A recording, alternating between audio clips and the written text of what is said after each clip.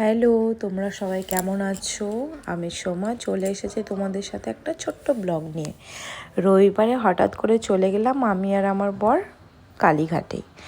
তো কালীঘাটে কেন গিয়েছি, আমার মাসি শাশুড়িরা এসেছে, তারা কালীঘাটে যাবে, তো ওনারা তো গেল উবেরে করে, আমরা দুজনে বাইকে করে চলে গেলাম। ভবানীপুর থেকে কাছেই হয়, সামনে।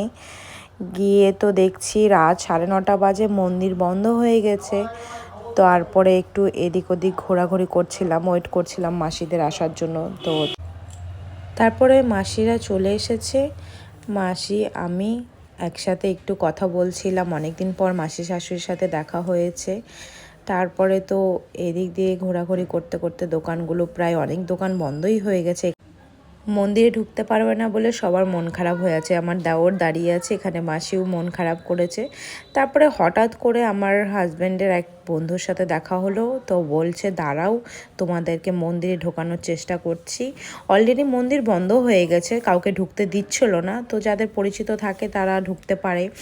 তারপরে ভাগ্যের কি নীলা, আমি, আমার মাসি শাশুড়ি আর আমার বরই ঢুকতে পেরেছি, কারণ গেট ওরা বন্ধ করে দিয়েছিলো। দেখতেই পাচ্ছ, একটুখানি ক্লিপ নিয়েছিলাম, ওখানে তো ভিডিও করতে দেয় না। তো তারপরে খুব ভালোই লাগলো মার দর্শন করে, ভাবতে পারিনি এইভাবে দর্শন হবে। কথায় আছে না, ভগবান চাইলে কি না হয়, তারই সব কৃপা।